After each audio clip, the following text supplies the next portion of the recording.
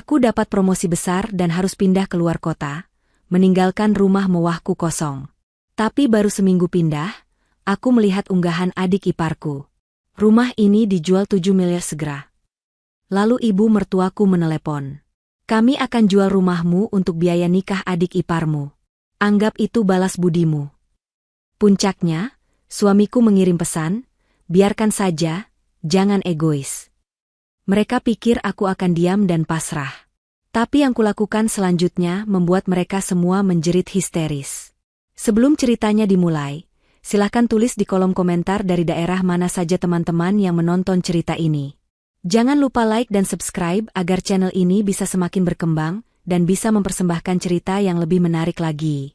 Zahra menatap layar laptopnya, membaca ulang email yang sama untuk 5 kalinya.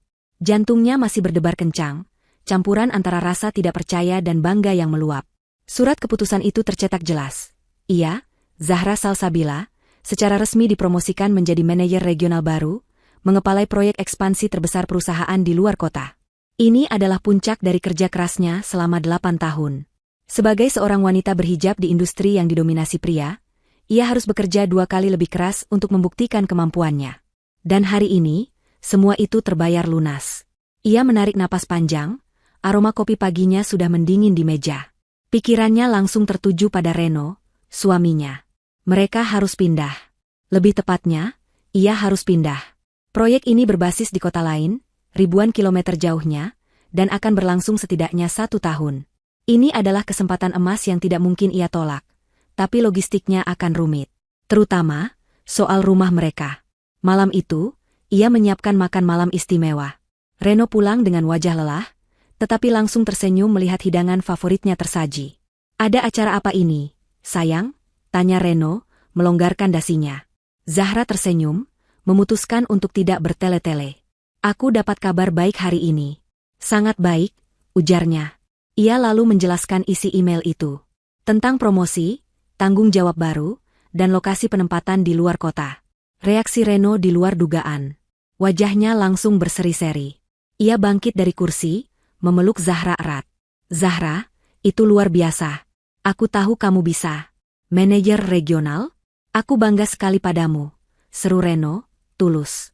Zahra merasa lega luar biasa. Dukungan suaminya adalah hal terpenting. Mereka duduk kembali, membahas detailnya. Kamu akan memimpin proyek besar di sana? Berarti kamu harus tinggal di sana, kan? Tanya Reno. Zahra mengangguk. Ya. Perusahaan menyediakan apartemen dinas yang sangat layak. Tapi aku harus berangkat secepatnya, mungkin akhir pekan depan. Reno terdiam sejenak, tatapannya beralih ke jendela besar ruang makan mereka. Jendela itu memperlihatkan taman belakang yang terawat sempurna dan kolam renang kecil yang memantulkan cahaya lampu. Rumah itu adalah simbol kesuksesan Zahra. Sebuah rumah mewah di kawasan elit, 2 lantai dengan desain minimalis modern, yang ia beli dengan bonus besar dan tabungannya sendiri beberapa tahun lalu, bahkan sebelum Tiara, adik Reno, mulai kuliah. Lalu, bagaimana dengan rumah ini? Tanya Reno, menyuarakan kekhawatiran yang sama persis dengan yang ada di benak Zahra. Sayang sekali kalau dikosongkan begitu saja. Rumah sebesar ini, kalau tidak dirawat sebentar saja, bisa cepat kusam. Zahra menghela napas. Aku juga memikirkan itu. Aku berencana menyewa jasa pembersih profesional untuk datang seminggu sekali. Dan mungkin meminta Pak Satpam Kompleks untuk lebih sering patroli di area kita. Reno tampak berpikir. Itu bagus. Tapi, bagaimana kalau biar ibu dan Tiara saja yang sesekali menengok? Usul Reno pelan. Maksudku, mereka bisa datang beberapa hari sekali. Menyalakan lampu, membuka jendela agar ada sirkulasi udara, mungkin membersihkan debu tipis-tipis. Hitung-hitung, rumah ini tetap hidup selagi kamu pergi. Zahra ragu. Hubungannya dengan Ibu Kurnia, ibu mertuanya, dan Tiara, adik iparnya, sebenarnya baik-baik saja di permukaan.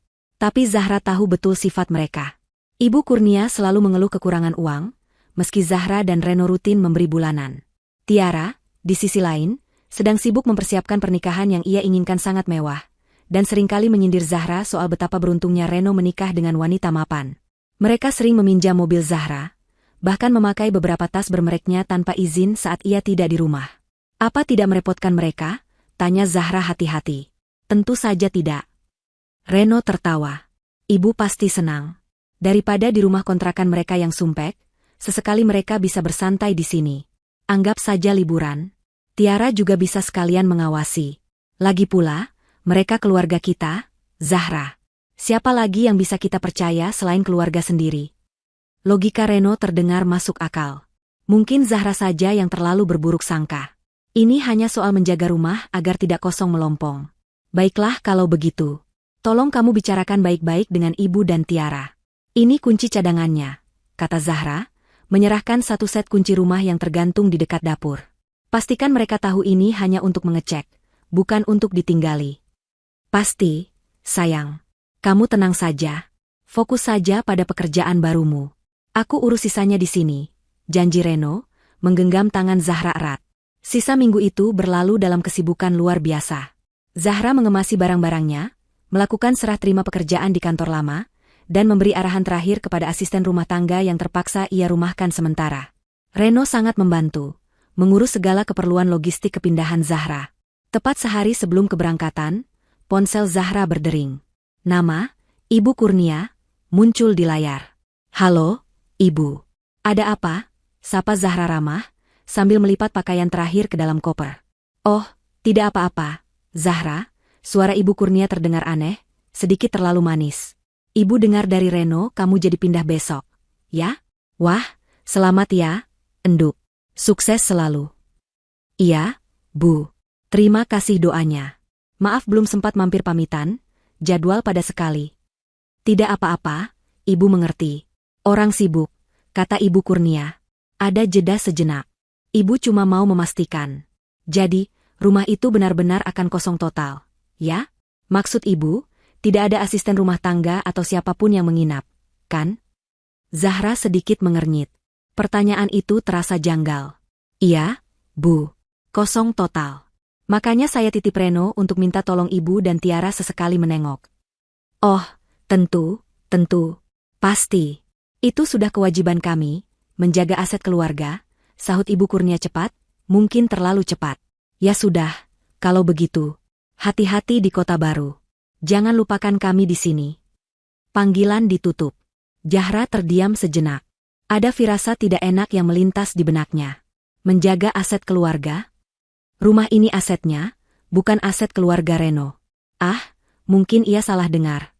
Mungkin Ibu Kurnia hanya salah memilih kata.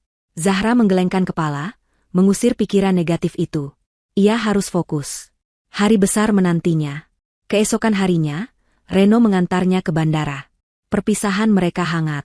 Jaga diri baik-baik. Kabari aku begitu sampai, kata Reno. Soal rumah, jangan khawatir. Semua aman terkendali. Zahra memeluk suaminya, lalu berjalan menuju gerbang keberangkatan. Ia menatap Reno yang melambai, merasa bersyukur memiliki suami yang begitu suportif. Ia tidak tahu bahwa di balik senyum suaminya, sebuah rencana mengerikan baru saja dimulai. Dan saat ia melangkah masuk ke pesawat, ia tidak hanya meninggalkan rumahnya, ia meninggalkan seluruh kepercayaannya pada orang-orang yang seharusnya ia sebut keluarga. 1 minggu berlalu seperti angin puting beliung. Zahra langsung tenggelam dalam pusaran pekerjaan. Kota baru ini panas dan sibuk, sangat berbeda dengan suasana asri di kompleks perumahannya. Apartemen dinas yang disediakan perusahaan memang mewah, terletak di lantai 20 gedung pencakar langit dengan pemandangan kota yang gemerlap di malam hari. Tapi rasanya tetap asing. Itu bukan rumah. Itu hanya tempat singgah yang steril. Tim barunya menyambutnya dengan antusias. Sebagai manajer regional termuda, Zahra harus segera menunjukkan otoritas dan kompetensinya. Rapat maraton, kunjungan lapangan, dan analisis data memenuhi hari-harinya dari pagi hingga larut malam. Ia dan Reno hanya sempat bertukar pesan singkat, selamat pagi, dan selamat malam. Reno bilang semua aman terkendali di rumah, dan ia sedang sibuk mengurus beberapa proyek baru juga. Zahra percaya. Hari itu, Jumat siang, Zahra akhirnya bisa sedikit bernapas. Ia memutuskan untuk makan siang di kafe dekat kantor, sendirian, menikmati waktu tenangnya. Sambil menunggu pesanannya datang, ia iseng membuka akun media sosialnya. Ia jarang melakukannya belakangan ini. Ada banyak notifikasi ucapan selamat atas promosi barunya. Ia tersenyum, membalas beberapa di antaranya. Lalu, matanya terpaku pada sebuah unggahan baru dari Tiara. Bukan unggahan biasa. Itu adalah sebuah galeri foto. Jantung Zahra serasa berhenti berdetak seketika. Foto pertama adalah foto fasad rumahnya. Rumahnya yang megah. Foto kedua, ruang tamu utamanya, dengan sofa mahal yang ia impor dari Italia. Foto ketiga, area kolam renang. Foto keempat, dapur bersihnya yang modern. Dan yang paling membuatnya mual, foto kelima. Itu kamar tidur utamanya. Kamar pribadinya dan Reno. Tiara berpose centil di tepi ranjang, merentangkan tangan seolah memamerkan ruangan itu. Zahra merasa napasnya tercekat. Ini pasti semacam lelucon. Mungkin Tiara sedang pamer pada teman-temannya. Tapi kemudian, ia membaca keterangan di bawah foto-foto itu. Rumah ini dijual 7 miliar segera. Bu, turun harga, siapa cepat dia dapat. Lokasi strategis di kawasan elit, full furnished. Surat-surat lengkap. Minat serius hubungi Tiara, nomor ponsel Tiara tercantum jelas. Survei bisa kapan saja. Dunia Zahra seakan runtuh. Sendok di tangannya jatuh berdentang di atas piring, tapi ia tidak mendengarnya. Darahnya berdesir hebat, telinganya berdengung. Dijual? 7 miliar? Surat lengkap? Apa maksud semua ini? Ini tidak mungkin nyata. Ini adalah rumahnya. Keringatnya. Hasil kerja kerasnya. Tangan Zahra gemetar hebat saat ia mencoba menekan tombol panggil di ponselnya. Kontak pertama, Reno. Nomor yang Anda tuju sedang tidak aktif. Cobalah beberapa saat lagi. Zahra mematikannya dan mencoba lagi. Hasil yang sama. Tidak aktif. Jantungnya mulai berdebar panik. Ini aneh. Reno tidak pernah mematikan ponselnya. Ia mencoba mengirim pesan WhatsApp. Reno, apa maksud unggahan Tiara? Kamu di mana? Telepon aku sekarang. Pesan itu terkirim. Tapi hanya centang satu. Rasa dingin yang menusuk mulai menjalar di punggungnya. Ini bukan lelucon. Ini serius. Dengan jari-jari yang kaku karena panik, Zahra membuka aplikasi lain di ponselnya. Aplikasi CCTV yang terhubung dengan sistem keamanan di rumahnya. Ia selalu bisa memantau setiap sudut rumahnya dari mana saja. Aplikasi terbuka. Loading. Connecting to devices. Lama sekali. Biasanya hanya butuh 3 detik. Lalu sebuah pesan kesalahan muncul di layar. Error, all cameras are offline. Please check your internet connection or device power. Zahra mematung. Offline. Semua kamera mati. Seseorang telah mematikannya. Seseorang yang berada di dalam rumah. Seseorang yang tahu di mana letak panel utama sistem keamanan itu. Rasa mual menyerangnya begitu hebat. Pengkhianatan. Kata itu melintas di benaknya, begitu tajam dan menyakitkan. Reno tahu di mana panel itu. Ibu Kurnia dan Tiara pasti bersamanya. Mereka bertiga. Mereka bekerja sama di belakangnya. Maaf, Mbak. Ini pesanannya. Suara pelayan kafe membuyarkan lamunannya. Makanan yang tampak lezat itu kini terlihat menjijikan. Zahra tidak bisa berpikir jernih. Ia harus bicara dengan seseorang. Ia mencoba menelepon Tiara. Sibuk. Ia mencoba menelepon Ibu Kurnia. Sibuk juga. Tentu saja. Mereka mungkin sedang sibuk menerima telepon dari calon pembeli rumahnya.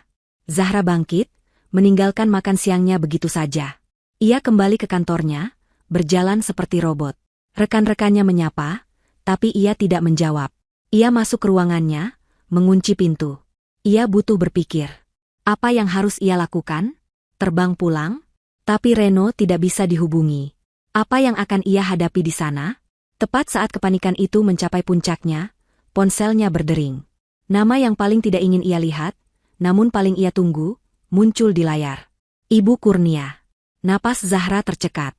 Ia tahu, panggilan ini akan mengkonfirmasi mimpi terburuknya. Dengan tangan yang masih gemetar, ia menatap layar itu selama beberapa detik. Deretan huruf itu seolah mengejeknya. Ibu Kurnia. Wanita yang seharusnya menjadi ibu keduanya. Ia menggeser tombol hijau, menempelkan ponsel ke telinganya. Ia tidak mengucapkan sepatah kata pun. Halo, Zahra? Suara Ibu Kurnia terdengar di seberang sana. Tenang. Datar. Bahkan sedikit angkuh. Tidak ada nada bersalah sedikit pun. Zahra masih diam. Lidahnya keluh. Kamu sudah lihat unggahan Tiara, kan? Tanya Ibu Kurnia, langsung ke intinya. Napas Zahra tertahan. Apa maksudnya ini, Bu? Bisik Zahra, suaranya nyaris tidak terdengar. Terdengar tawa kecil yang kering. Sudahlah, Zahra. Tidak usah pura-pura kaget. Kami akan menjual rumahmu. Uangnya untuk biaya pernikahan Tiara. Pernikahannya harus mewah.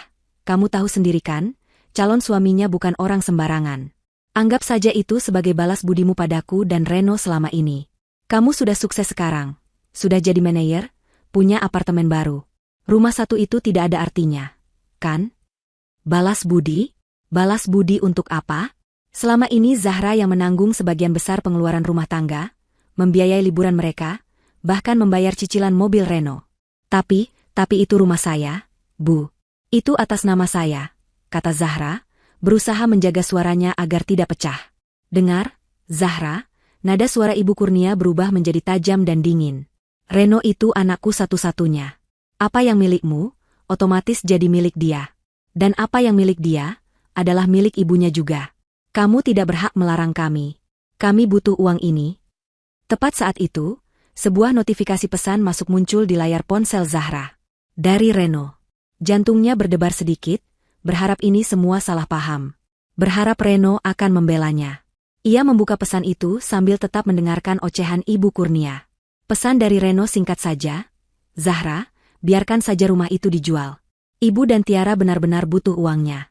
Lagian kamu sudah punya tempat tinggal yang layak di sana. Jangan egois. Nanti kita cari lagi pelan-pelan. Biarkan saja. Jangan egois. Dua kalimat itu menghantam Zahra lebih keras daripada tamparan. Langit-langit ruang kantornya serasa berputar. Suara Ibu Kurnia di telepon masih mengoceh tentang betapa berhaknya mereka atas harta itu. Zahra merasakan sesuatu yang dingin menjalari hatinya. Rasa sakit yang menusuk tadi hilang, digantikan oleh sesuatu yang lain. Sesuatu yang beku. Kemarahan yang tenang dan kelam. Ia tidak menangis. Ia tidak berteriak. Oh, begitu, kata Zahra pelan ke telepon. Suaranya datar, tanpa emosi. Ibu Kurnia sepertinya terkejut dengan kurangnya perlawanan. Ya, baguslah kalau kamu mengerti. Jadi, jangan ganggu prosesnya. Kami akan... Zahra menutup telepon. Ia memutus panggilan Ibu Kurnia begitu saja. Ia menatap pesan dari Reno. Jangan egois. Ia menatap foto Tiara yang tertawa di kamar tidurnya. Ia menatap status CCTV-nya yang offline. Mereka mengira diamnya adalah tanda kekalahan. Mereka mengira ia akan pasrah di kota yang jauh ini. Mereka salah besar. Zahra menarik napas dalam-dalam, mengembuskannya perlahan. Tangannya sudah tidak gemetar lagi. Ia membuka laptopnya, menutup semua dokumen pekerjaan. Ia membuka halaman baru dan mengetik di kolom pencarian. Pengacara properti terbaik Jakarta. Mereka ingin bermain? Baiklah. Zahra akan memberi mereka permainan yang tidak akan pernah mereka lupakan. Zahra duduk mematung di kursi kantornya selama hampir 1 jam. Cahaya matahari sore di kota baru itu menembus jendela, tetapi ia tidak merasakannya. Ruangan itu terasa dingin dan hampa. Suara Ibu Kurnia yang angkuh dan pesan singkat Reno yang menusuk terus terngiang di telinganya. Jangan egois. Balas budi. Hak keluarga. Pengkhianatan itu begitu telanjang, begitu brutal. Rasa sakit yang awalnya membakar dadanya perlahan memudar, mengkristal menjadi sesuatu yang jauh lebih berbahaya, kemarahan yang dingin dan terfokus. Ia tidak menangis. Air mata terasa seperti kemewahan yang tidak perlu. Mereka mengira ia akan hancur. Mereka mengira jarak ribuan kilometer ini akan membuatnya lumpuh. Mereka salah. Mereka tidak tahu siapa Zahra Salsabila sebenarnya. Ia tidak membangun karirnya dari nol dengan menangis. Ia membangunnya dengan strategi, ketekunan, dan kecerdasan. Dan sekarang, ia akan menggunakan semua itu untuk melindungi apa yang menjadi miliknya. Tangannya yang tadi gemetar kini mantap memegang mouse. Ia tidak mencari pengacara properti sembarangan. Ia mencari firma hukum terbaik di ibu kota. Sebuah nama yang sering ia dengar di lingkaran bisnisnya muncul. Firma hukum Laksmana Ungrekan. Dikenal tegas, mahal, dan tidak pernah kalah dalam sengketa aset bernilai tinggi. Zahra tidak peduli biayanya. Ia menekan nomor telepon firma itu. Suara resepsionis yang profesional menyapanya. Saya Zahra Salsabila, katanya, suaranya tenang dan tegas, seolah sedang memimpin rapat dewan direksi. Saya perlu bicara dengan Pak Laksmana pribadi. Ini mendesak. Ini menyangkut percobaan penjualan properti senilai 7 miliar secara ilegal dan pemalsuan dokumen. Kata-kata kuncinya berhasil. Dalam 10 menit, ia sudah terhubung langsung dengan Pak Laksmana melalui panggilan video. Pak Laksmana adalah pria parubaya dengan tatapan mata yang tajam di balik kacamata tanpa bingkai. Silakan, Ibu Zahra. Apa yang bisa saya bantu? Tanpa bertele-tele, Zahra menjelaskan semuanya. Kronologinya runtut. Promosinya, kepindahannya. Keputusannya menitipkan rumah atas saran Reno. Unggahan Tiara di media sosial. Panggilan telepon Ibu Kurnia yang penuh percaya diri. Pesan pengkhianatan dari Reno. CCTV yang mati. Selama Zahra berbicara, Pak Laksmana mendengarkan tanpa menyela. Ia hanya sesekali mengangguk. Ketika Zahra selesai, Pak Laksmana bertanya, "Sertifikat rumah itu atas nama siapa, Ibu?" "Atas nama saya sendiri, Gahra Salsabila. Itu harta bawaan saya. Saya membelinya lunas dengan bonus dan tabungan saya, 2 tahun sebelum saya menikah dengan Reno," jelas Zahra. Mata Pak Laksmana sedikit bersinar. Ini lebih mudah dari yang ia duga. Berita bagus, Bu Zahra. Ini membuat kasusnya sangat jelas. Suami Anda, Reno, tidak punya hak hukum sedikitpun untuk menjual aset tersebut tanpa persetujuan tertulis Anda. Apa yang mereka lakukan bukan lagi sengketa keluarga. Ini murni tindak pidana. Percobaan penipuan, penggelapan, dan pemalsuan. Saya tidak mau mereka lolos, Pak, kata Zahra. Saya tidak hanya ingin menghentikan penjualan. Saya ingin mereka bertanggung jawab atas apa yang mereka lakukan. Pak Laksmana tersenyum tipis. Ia menyukai klien ini. Saya mengerti. Jika kita kirim somasi sekarang, mereka akan berhenti. Penjualan batal. Tapi mereka mungkin akan lolos dari jerat hukum. Mereka akan mengemis maaf, berdalih ini hanya kesalahpahaman keluarga. Anda tidak akan mendapat keadilan yang memuaskan. Lalu, apa rencana Anda? Tanya Zahra. Kita jangan hentikan mereka, kata Pak Laksmana, mencondongkan tubuhnya ke kamera. Kita biarkan mereka melanjutkan. Kita biarkan mereka berpikir Anda pasrah dan kalah. Kita akan menjebak mereka. Kita akan mengumpulkan bukti tak terbantahkan bahwa mereka secara aktif dan sadar melakukan kejahatan. Sebuah rencana mulai terbentuk. Rencana yang kejam, tapi adil. Begini strateginya, lanjut Pak Laksmana. Mereka sedang mencari pembeli, kan? Kita akan berikan mereka pembeli. Saya memiliki kenalan, sebuah tim investigasi swasta terbaik. Mereka bisa menyediakan agen yang akan menyamar sebagai calon pembeli. Pembeli yang sangat kaya, sangat tertarik, dan sangat mendesak. Zahra mengangguk, ia mulai mengerti arahnya. Agen ini, Pak Laksmana melanjutkan, akan menghubungi Tiara. Dia akan menjadwalkan survei. Dia akan merekam setiap interaksi. Tujuannya satu, membuat mereka menandatangani perjanjian pengikatan jual-beli, atau PPJB. Dan yang paling penting, membuat mereka memalsukan tanda tangan Anda di atas materai. Bagaimana jika mereka tidak mau? Oh, mereka mau, Pak Laksmana terkekeh. Orang serakah selalu ceroboh. Apalagi jika kita mengiming-imingi mereka dengan uang muka yang besar. Katakanlah, 500 juta. Tunai. Diberikan di tempat saat itu juga. Menurut Anda, apakah Ibu Kurnia dan Tiara akan menolak uang tunai sebanyak itu di depan mata mereka? Zahra membayangkan wajah serakah ibu mertua dan adik iparnya. Mereka tidak akan menolak. Desisnya, tepat. Dan saat mereka menerima uang itu dan menyerahkan PPJB dengan tanda tangan palsu Anda, kita menang. Kita punya bukti penipuan, pemalsuan, dan penerimaan uang hasil kejahatan. Mereka tidak bisa berkelit. Uang 500 juta itu? Tanya Zahra. Itu uang Anda, Bu Zahra. Anda akan mentransfernya ke rekening penampung kami. Anggap saja itu sebagai umpan untuk menangkap 3 tikus besar. Umpan yang akan kita ambil kembali nanti, beserta bunganya. Zahra tidak ragu sedetik pun. Lakukan. Siapkan timnya. Saya akan transfer biayanya dan uang umpannya malam ini juga. Satu hal lagi, Bu Zahra, kata Pak Laksmana, ini bagian terberat bagi Anda. Mulai detik ini, Anda tidak boleh menghubungi mereka bertiga.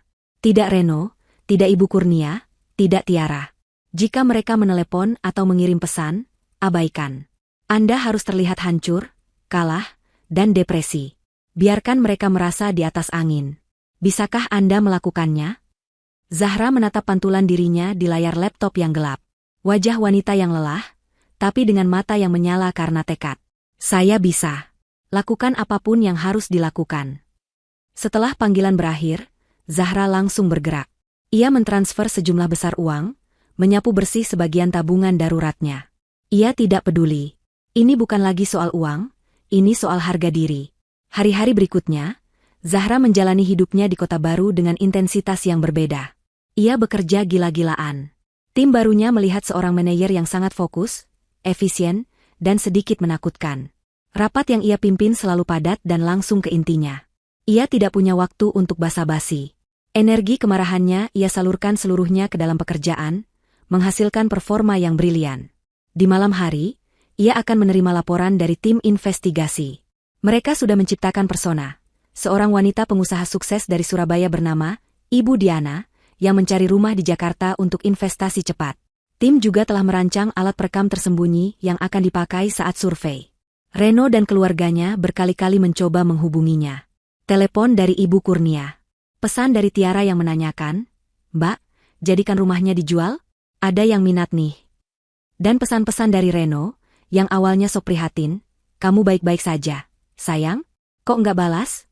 Berubah menjadi kesal, "Zahra, jangan kayak anak kecil. Angkat teleponnya." Lalu akhirnya mengancam, "Kalau kamu diam terus, aku anggap kamu setuju rumah ini dijual." Zahra membaca setiap pesan itu dengan hati beku. Ia tidak membalas satupun. Pada hari kelima, laporan yang ditunggu datang dari Pak Laksmana. "Ibu Diana sudah menghubungi Tiara," kata Pak Laksmana lewat telepon. Mereka sangat antusias. Jadwal survei disepakati. Lusa, jam 10 pagi. Zahra menutup telepon. Ia berjalan ke jendela apartemennya, menatap kerlap-kerlip lampu kota di bawah. Umpan telah disebar. "Selamat menikmati hari-hari terakhir kalian sebagai orang bebas," bisiknya ke angin malam. Di rumah mewah Zahra, suasananya seperti pesta. Sejak Zahra pergi dan tidak bisa dihubungi, Ibu Kurnia dan Tiara praktis pindah ke sana. Mereka tidur di kamar tamu utama, berenang di kolam renang setiap pagi, dan memesan makanan mahal setiap hari menggunakan kartu kredit darurat yang Reno berikan, kartu yang tagihannya dibayar oleh Zahra. Reno sendiri lebih sering pulang ke rumah itu daripada ke kontrakan ibunya, menikmati kemewahan yang sebentar lagi akan hilang, atau terganti dengan yang baru. "Sudah ibu bilang, kan, Reno?" kata Ibu Kurnia sambil menyeruput es lemon madu di tepi kolam. Si Zahra itu cuma gertak sambal. Ditekan sedikit saja langsung diam. "Dia itu takut sama kamu, suaminya.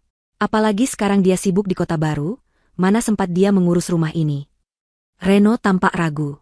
Ia duduk di kursi santai, memijat pelipisnya. Utang judinya baru saja jatuh tempo, dan para penagih utang mulai menerornya setiap jam. "Tapi, Bu, ini sudah 5 hari dia tidak balas pesan. Bagaimana kalau dia tiba-tiba pulang? Atau lapor polisi?"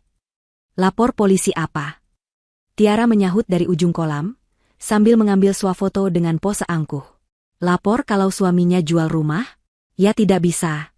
Ini kan harta gono gini. Lagi pula, Mas Reno, kamu ini suaminya. Pemimpin. Wajar dong kalau kamu ambil keputusan. Kak Zahra itu yang egois, sudah kaya tapi pelit sama keluarga." "Benar kata adikmu," timpal Ibu Kurnia. "Uang 7 miliar itu cukup untuk melunasi utangmu, membiayai pernikahan Tiara semewah mungkin, dan sisanya kita bisa beli rumah baru yang lebih bagus. Kita tidak perlu lagi numpang di rumah istri pelitmu itu." Ponsel Tiara berdering. Ia melihat layar dengan malas, mengira itu salah satu vendor pernikahannya. Tapi nama yang tertera tidak ia kenali. "Halo," sapanya ketus. "Selamat siang, Mbak Tiara," terdengar suara wanita yang tenang dan berwibawa. "Nama saya Diana. Saya melihat iklan Anda di Facebook dan Instagram, mengenai rumah di kawasan elit yang dijual 7 miliar. Apakah unitnya masih tersedia?" Seketika, Tiara melompat dari kursi. Ia memberi isyarat panik pada Ibu Kurnia untuk diam. "Masih, Bu? Tentu saja masih. Baru saya pasang iklannya." Ibu orang pertama yang menelepon, bohongnya, berusaha terdengar profesional. "Bagus. Saya sedang butuh cepat," kata Ibu Diana, di seberang. "Saya pengusaha dari Surabaya, sedang cari rumah untuk investasi. Saya tidak suka buang waktu. Kapan saya bisa lihat rumahnya? Saya hanya punya waktu lusa. Setelah itu saya harus terbang ke Singapura." Mata Tiara dan Ibu Kurnia bertemu. Keduanya berbinar. Pembeli serius. Kaya. Butuh cepat. Ini adalah mangsa empuk yang mereka impikan. "Bisa, Bu? Tentu bisa. Lusa jam 10 pagi bagaimana? Ibu nyaman?" "Jam 10. Baik. Tolong kirimkan lokasinya. Sampai jumpa. Panggilan ditutup. Tiara menjerit kencang. Ibu. Mas Reno. Kita kedatangan calon pembeli. Dari Surabaya. Katanya butuh cepat. 2 hari berikutnya, rumah itu dibersihkan habis-habisan. Bukan oleh mereka, tentu saja. Mereka menyewa jasa pembersih premium, lagi-lagi menggunakan kartu Zahra. Mereka ingin rumah itu tampak sempurna. Tepat jam 10 pagi, sebuah sedan hitam mewah berhenti di depan gerbang. Ibu Kurnia, Tiara, dan Reno sudah menunggu di teras dengan pakaian terbaik mereka. Reno mengenakan kemeja batik mahal, milik Zahra yang membelikannya, Tiara memakai gaun baru, dan Ibu Kurnia memakai perhiasan emas imitasi terbaiknya. Keluarlah seorang wanita berusia akhir 40-an. Ibu Diana, agen investigasi yang disewa Zahra, tampak sangat berkelas. Ia mengenakan blus sutra, celana bahan yang jatuh sempurna, dan kacamata hitam besar. Di tangannya ada tas Hermes, tas asli yang khusus disewa oleh tim investigasi untuk meyakinkan target. Ia didampingi seorang pria muda berkacamata yang membawa tas kerja, diperkenalkan sebagai asisten hukum, bernama Danu, agen lain, yang membawa alat rekam. Selamat pagi. Saya Diana, katanya singkat, tatapannya menyapu fasad rumah dengan ekspresi menilai. Selamat pagi, Bu Diana. Silakan, Bu, silakan masuk. Ibu Kurnia menyambut dengan senyum lebar yang dibuat-buat, bertingkah seperti pemilik rumah. Tur rumah pun dimulai. Tiara dan Ibu Kurnia tidak henti-hentinya memuji. Ini ruang tamunya, Bu. Marmernya impor dari Italia, loh. Kak, maksud saya, kami yang desain sendiri, celoteh Tiara. Dan ini dapurnya, Bu. Semua peralatannya standar Eropa, tambah Ibu Kurnia. Ibu Diana hanya mengangguk-angguk kecil, wajahnya sulit dibaca. Hal ini membuat Ibu Kurnia dan Tiara semakin gugup dan semakin gencar, menjual. Reno lebih banyak diam di belakang, berkeringat dingin. Saat tiba di kamar utama Zahra, Tiara berkata, dan ini kamar tidur utamanya, Bu. Sangat luas, pemandangannya langsung ke kolam renang. Ibu Diana berjalan ke jendela, melihat keluar. Lalu ia berbalik. Baik, rumahnya lumayan. Saya suka lokasinya. Berapa harga pasnya? Mereka kembali ke ruang tamu. 7 miliar, Bu. Itu sudah harga terbaik, kata Ibu Kurnia cepat. Ibu Diana tertawa kecil. Harga terbaik? Saya baru lihat rumah lain di blok sebelah, lebih besar, buka harga 6,5. 7 miliar itu kemahalan, Bu. Wajah Ibu Kurnia dan Tiara langsung pias. Tapi, Bu, ini sudah full furnished. Saya tidak peduli furniturnya, potong Ibu Diana. Saya akan renovasi total. Begini saja, saya tidak punya waktu untuk tawar-menawar. Saya harus ke bandara sore ini. Saya tancap di 7 miliar, tapi saya harus ikat hari ini juga. Saya berikan uang muka 500 juta. Tunai. Sekarang juga. Danu, si asisten, membuka tas kerjanya, menunjukkan segepok besar uang tunai yang masih terbungkus plastik ban. 500 juta. Di depan mata mereka. Mata Ibu Kurnia dan Tiara nyaris keluar. Utang Reno lunas. DP gedung pernikahan Tiara lunas. Semua masalah selesai hari ini juga. Kami setuju, Bu. Setuju. Seru Ibu Kurnia, tidak bisa menahan diri. Bagus, kata Ibu Diana. Danu, siapkan suratnya. Danu mengeluarkan beberapa lembar dokumen dari tasnya. Itu adalah perjanjian pengikatan jual-beli, PPJB, yang sudah disiapkan oleh tim Pak Laksmana. Ini PPJB standar, Bu, jelas Danu. Pembayaran DP 500 juta hari ini. Pelunasan 6,5 miliar sisanya akan dilakukan minggu depan, begitu sertifikat asli diserahkan ke notaris kami. Tentu, kata Ibu Kurnia. Satu hal penting, lanjut Danu, matanya menatap Reno. Saya sudah cek di Badan Pertanahan. Sertifikat rumah ini atas nama satu orang. Ibu Zahra Salsabila. Kami butuh tanda tangan beliau di atas materai ini. Apakah beliau ada di tempat? Ini dia. Momen penentuan. Reno menelan ludah. Istri saya, dia sedang di luar kota. Tugas, katanya gugup. Ibu Diana langsung membereskan tasnya, dan Danu mulai memasukkan uang itu kembali. Oh, kalau begitu tidak bisa. Transaksi harus sah. Pemilik asli harus tanda tangan. Kalau tidak ada, berarti batal. Maaf sudah buang waktu Anda. Kami cari properti lain saja. Tunggu. Jangan, Bu. Ibu Kurnia berteriak panik. 500 juta di depan matanya akan hilang. Tunggu. Bisa diatur. Reno menatap ibunya, ngeri. Bu, jangan. Diam kamu, Reno, hardik Ibu Kurnia. Ia beralih ke Ibu Diana dengan senyum memelas. Bu, Zahra itu istri anak saya. Dia sudah setuju. Kok, dia hanya sibuk sekali. Begini saja, Bu, anak saya, Reno, bisa tanda tangan sebagai suaminya. Kan harta bersama. Danu menggeleng. Tidak bisa, Bu. Hukumnya tidak begitu. Sertifikat atas nama Ibu Zahra. Harus Ibu Zahra. Mata Ibu Kurnia melirik ke kiri dan ke kanan. Uang itu.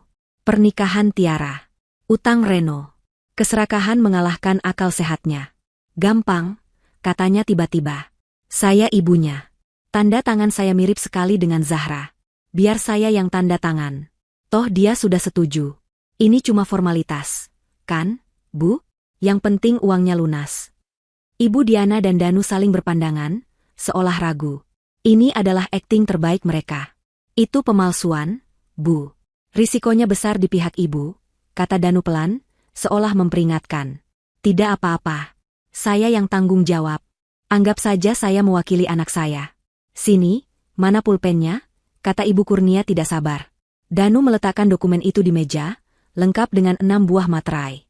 Di depan mata Reno yang terbelalak ngeri dan Tiara yang menahan napas, Ibu Kurnia mengambil pulpen. Dengan tangan yang mantap karena keserakahan, ia membubuhkan tanda tangan palsu, Zahra Salsabila, di ke-6 lembar dokumen itu. Semua terekam jelas oleh kamera tersembunyi di kacamata Danu dan bros di baju Ibu Diana. Selesai, kata Ibu Kurnia bangga. Danu mengangguk. Ia mendorong koper berisi uang tunai itu ke tengah meja. Silakan dihitung. 500 juta rupiah. Ibu Diana bangkit. Baik.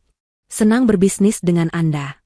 Asisten saya akan menghubungi Anda minggu depan untuk proses pelunasan dan penyerahan sertifikat asli. Selamat siang.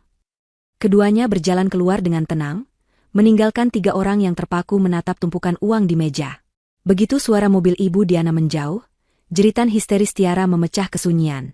Kita kaya, Bu. Kita kaya. 500 juta. Ibu Kurnia tertawa terbahak-bahak, memeluk tumpukan uang itu. Ibu bilang juga apa? Gampang, kan? Bodoh sekali si Zahra itu. Reno terduduk lemas di sofa. Di satu sisi ia lega utangnya akan lunas. Di sisi lain, ia baru saja menyaksikan ibunya melakukan kejahatan serius. Tapi pemandangan uang sebanyak itu menyingkirkan rasa bersalahnya. Tiara, dalam puncak euforianya, tidak bisa menahan diri. Ia mengambil ponselnya, mengumpulkan tumpukan uang itu, dan memotretnya. Ia langsung mengunggahnya ke Instagram Story. Foto tumpukan uang pecahan 100.000 rupiah memenuhi meja kopi mewah milik Zahra. Keterangannya ia tulis dengan huruf kapital, DP lunas. Siap jadi ratu sehari. Yang sirik minggir. Wajah dengan mulut uang. Di apartemennya yang jauh, Zahra menerima 2 hal hampir bersamaan. Pertama, sebuah file video berdefinisi tinggi dari Pak Laksmana, berisi rekaman Ibu Kurnia yang sedang memalsukan tanda tangannya. Kedua, notifikasi Instagram Story dari Tiara. Zahra menonton video itu tanpa ekspresi. Lalu ia melihat unggahan Tiara. Bodoh, gumam Zahra. Bukan cuma serakah, tapi bodoh. Ia menutup laptopnya. Bukti sudah lengkap. Waktu bermain sudah habis. Waktunya memanen. Begitu pintu tertutup dan sedan hitam mewah itu menghilang di tikungan jalan, tawa Ibu Kurnia dan Tiara meledak memenuhi ruang tamu Zahra. Reno, yang tadinya terduduk lemas, kini ikut tersenyum lebar. 500 juta rupiah dalam bentuk tunai tergeletak di atas meja kopi. Uang sebanyak itu, yang belum pernah mereka lihat seumur hidup mereka, terasa seperti mimpi. Ibu bilang juga apa? Gampang, kan? Seru Ibu Kurnia, tangannya gemetar saat membelai tumpukan uang itu. Zahra itu bodoh. Dia pikir kita akan takut? Sekarang, semua ini milik kita. Tiara sudah sibuk dengan ponselnya, ia tidak bisa berhenti merekam video untuk Instagram story-nya. Lihat ini, Mas Reno. Kakak iparmu yang pelit itu pasti sedang menangis di luar kota. Dia tidak tahu kita sedang pesta. Sudah. Reno menepis ponsel Tiara. Jangan diunggah terus. Yang penting sekarang bagi uangnya. Aku harus segera bayar utang-utangku. Wajah Reno kembali tegang. Para penagih utang tidak akan menunggu lama. Mereka bertiga duduk di lantai, membagi uang itu seperti anak kecil membagi permen.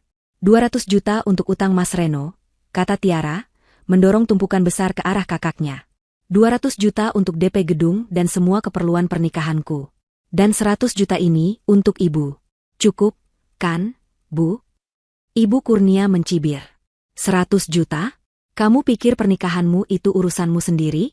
Ibu juga butuh beli baju baru, perhiasan baru. Malu ibu kalau nanti di pelaminan pakai baju lama. Sudah, ibu ambil 150 juta. Pernikahanmu pakai 150 juta saja, jangan boros. Tiara hendak protes, tetapi Reno menengahi. Sudahlah, nanti minggu depan kita dapat 6,5 miliar lagi. Kalian bisa beli pabrik perhiasan kalau mau. Sekarang, jangan ribut. Ambil bagian kalian, dan segera habiskan. Itulah tepatnya yang mereka lakukan. Hari itu juga, mereka berpencar. Reno, dengan tas ransel berisi 200 juta rupiah, pergi ke sebuah kafe tua di pinggir kota. Di sana, ia bertemu dengan dua orang berbadan tegap yang sudah menunggunya. Wajah Reno pucat, tapi ia berusaha terlihat tenang. Ia menyerahkan tas itu. Pria berbadan tegap membukanya, menghitung cepat, lalu mengangguk. Lunas, kata pria itu. Tapi ingat, Reno. Sekali lagi kamu main dan utang, kami tidak akan cari kamu. Kami cari ibumu atau adikmu. Reno menelan ludah. Saya tidak akan main lagi. Sumpah. Tapi bahkan saat ia mengucapkan sumpah itu, ia merasakan getaran yang akrab di sakunya. Notifikasi dari aplikasi judi online di ponselnya. Bonus deposit 200% malam ini. Reno menghapus notifikasi itu, tapi rasa gatal di telapak tangannya tidak hilang. Ia merasa bebas, tapi juga hampa. Bebas dari utang, tapi juga bebas dari sumber penghasilan terbesarnya, Zahra. Sementara itu, Tiara dan Ibu Kurnia memulai tur belanja paling liar dalam hidup mereka. Tujuan pertama mereka adalah butik desainer pernikahan paling mahal di pusat perbelanjaan mewah. Tiara melangkah masuk dengan angkuh, memegang tas baru yang ia beli dalam perjalanan. Ibu Kurnia mengikutinya, memakai kacamata hitam di dalam ruangan. Pelayan butik awalnya memandang mereka sebelah mata. Pakaian mereka, meski baru, terlihat norak dan tidak serasi. Cari apa, ya? Tanya pelayan itu dengan nada bosan. Saya mau gaun pengantin termahal yang ada di sini, sembur Tiara, membanting tumpukan uang tunai 50 juta rupiah ke atas meja kaca. Saya mau yang paling mewah, yang bertabur berlian. Saya bayar tunai. Sikap pelayan itu langsung berubah 180 derajat. Dalam sekejap, Tiara diperlakukan seperti ratu. Ia mencoba gaun seharga 100 juta rupiah, tertawa-tawa di depan cermin. Ia tidak peduli gaun itu cocok atau tidak. Yang penting harganya. Saya ambil yang ini, katanya. Dan saya mau pesan venue di Hotel Bintang 5. Yang paling besar. Ini DP-nya. Ibu Kurnia tidak kalah. Ia pergi ke toko perhiasan besar. Matanya langsung tertuju pada kalung emas paling besar dan paling mencolok di etalase. Saya mau yang itu, tunjuknya. Dan cincin berlian yang ini, yang paling besar. Ia menghabiskan 70 juta rupiah dalam waktu kurang dari 1 jam. Ia keluar dari toko dengan leher dan jari-jari yang berkilauan, merasa seperti wanita terkaya di dunia. Keserakahan mereka tidak berhenti di situ. Tiara merasa mobil lamanya tidak pantas lagi untuk calon istri seorang miliarder. Ia menyeret ibunya ke showroom mobil. Ia tidak membeli mobil baru, tapi mobil bekas tipe terbaru yang bisa langsung dibawa pulang hari itu juga. Ia membayar lunas sisa uangnya untuk sebuah mobil sedan berwarna merah menyala. Malam itu, mereka bertiga kembali ke rumah Zahra, membawa kantong-kantong belanjaan yang tak terhitung jumlahnya.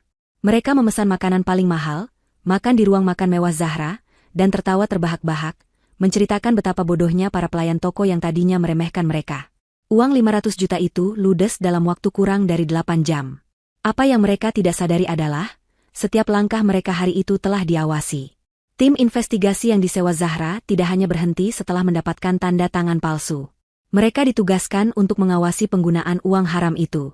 2 agen, dengan penampilan biasa, telah membuntuti mereka sepanjang hari. Mereka memotret Reno saat bertemu dengan penagih utang. Mereka memotret Tiara dan Ibu Kurnia di butik pernikahan. Mereka bahkan berhasil mendapatkan salinan struk pembelian gaun pengantin dari asisten toko yang mereka bayar. Mereka merekam video Tiara yang sedang pamer di showroom mobil. Setiap bukti pengeluaran, setiap jejak digital, Setiap struk belanja dikumpulkan dengan rapi. Di kota yang berbeda, Zahra menerima laporan lengkap itu di apartemennya. Laporan itu tebal. Isinya adalah foto-foto suaminya yang bergaul dengan preman. Foto-foto ibu mertua dan adik iparnya yang berfoya-foya dengan uang hasil kejahatan. Foto-foto struk yang membuktikan bahwa uang 500 juta itu kini telah berubah wujud menjadi gaun pengantin, perhiasan norak, dan mobil merah menyala. Tapi ada satu laporan tambahan yang membuat Zahra terdiam. Tim investigasi, saat menggali informasi tentang utang Reno, menemukan sesuatu yang jauh lebih gelap. Ini bukan sekadar utang biasa. Mereka menemukan bukti bahwa Reno adalah seorang penjudi kompulsif. Ia tidak hanya terlilit utang judi online. Ia telah menggadaikan surat-surat berharga tanpa sepengetahuan Zahra. Ia telah meminjam uang dari lusinan orang. Utangnya yang sebenarnya jauh lebih besar dari 200 juta. Ia adalah lubang hitam finansial. Malam itu, Zahra akhirnya menangis. Tapi ia tidak menangisi rumahnya. Ia menangisi pernikahannya. Ia menangisi kebodohannya sendiri karena telah dibutakan oleh cinta. Pria yang ia cintai, yang ia dukung, yang ia percayai untuk menjaga rumahnya, ternyata adalah seorang monster yang bersekongkol dengan keluarganya untuk menghancurkannya. Kemarahan yang tadi dingin kini membara. Ini bukan lagi soal menyelamatkan aset. Ini soal pembalasan. Zahra meraih ponselnya. Laporan itu adalah paku terakhir di peti mati pernikahannya. Ia menghapus air matanya. Tangannya mantap. Ia membuka aplikasi pemesanan tiket. Ia memesan 1 tiket pesawat untuk penerbangan paling pagi kembali ke kotanya. Waktunya panen, bisiknya. Waktunya membersihkan sampah.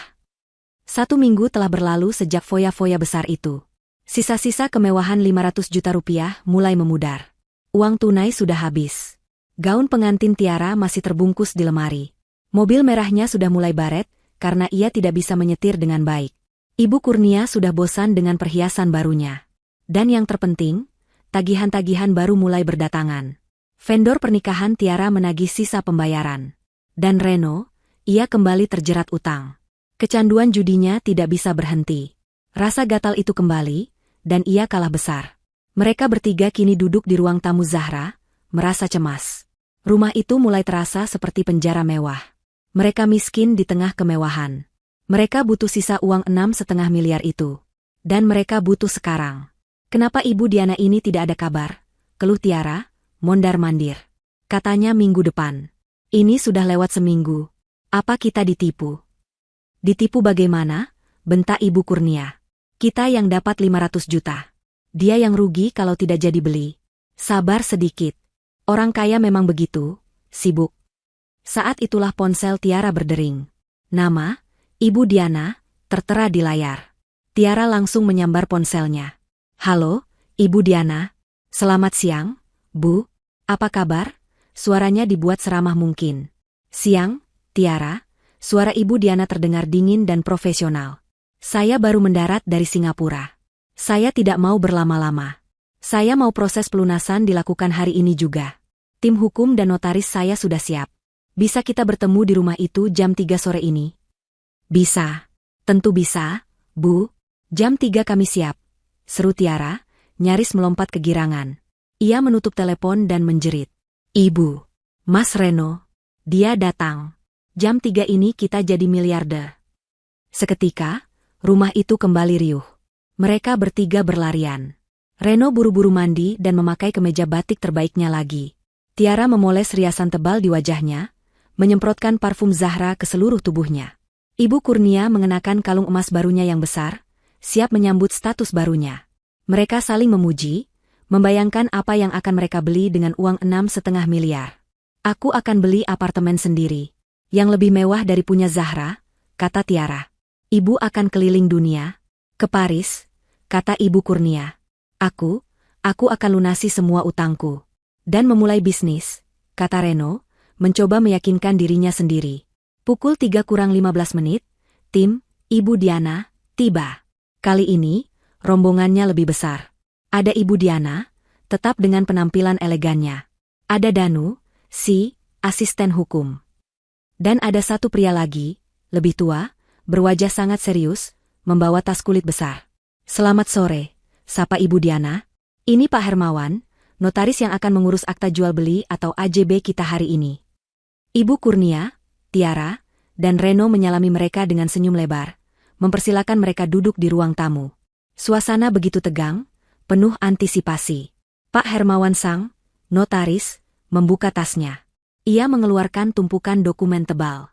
Ia juga mengeluarkan sebuah mesin kecil pengecek uang kertas. Ini untuk formalitas, katanya. Ibu Diana memberi isyarat. Danu meletakkan sebuah koper besar di atas meja. Ia membukanya. Isinya bukan uang tunai. Isinya adalah dokumen bank. Ini adalah bukti transfer yang sudah disiapkan, senilai 6,5 miliar rupiah, jelas Danu. Akan langsung kami proses setelah penandatanganan AJB. Mata mereka bertiga terpaku pada dokumen itu. Pak Hermawan berdeham. Ia memakai kacamatanya. Baik, mari kita mulai. Saya sudah memeriksa dokumen PPJB yang Anda tandatangani minggu lalu. Jantung Ibu Kurnia berdebar sedikit. Iya, Pak. Sah, kan? Pak Hermawan menatap Ibu Kurnia dari balik kacamatanya. Tatapannya tajam. Secara hukum, PPJB ini lemah. Tanda tangan Ibu Zahra Salsabila di sini, ia menunjuk tanda tangan palsu Ibu Kurnia, harus dikonfirmasi keabsahannya. Wajah Ibu Kurnia memucat. Itu sah. Pak, saya ibunya, saya yang tanda tangan mewakili. Pak Hermawan menggeleng pelan. Hukum tidak bekerja seperti itu, Bu. Untuk penyerahan akta jual beli dan pelepasan hak atas tanah, pemilik asli yang namanya tertera di sertifikat, yaitu Ibu Zahra Salsabila, harus hadir secara fisik. Beliau harus menandatangani AJB di depan saya, sebagai notaris. Itu syarat mutlak. Keheningan melanda ruangan. Senyum di wajah Tiara luntur. Reno mulai berkeringat. Apa maksud Bapak? Tanya Tiara gugup. Maksud saya, kata Pak Hermawan dengan suara datar, saya tidak bisa memproses transfer 6,5 miliar ini jika Ibu Zahra tidak ada di ruangan ini sekarang untuk menandatangani dokumen. Panik. Kepanikan murni melanda mereka. Tapi dia di luar kota. Seru Tiara. Dia tidak bisa dihubungi, Pak, tambah Reno, buru-buru mengeluarkan ponselnya. Lihat, Pak, tidak aktif. Dia tidak mau angkat telepon saya. Tidak bisakah diwakilkan saja, Pak? Tolonglah, Pak. Ibu Kurnia mulai memelas. Ibu Diana, yang sedari tadi diam, akhirnya angkat bicara. Nadanya dingin seperti es.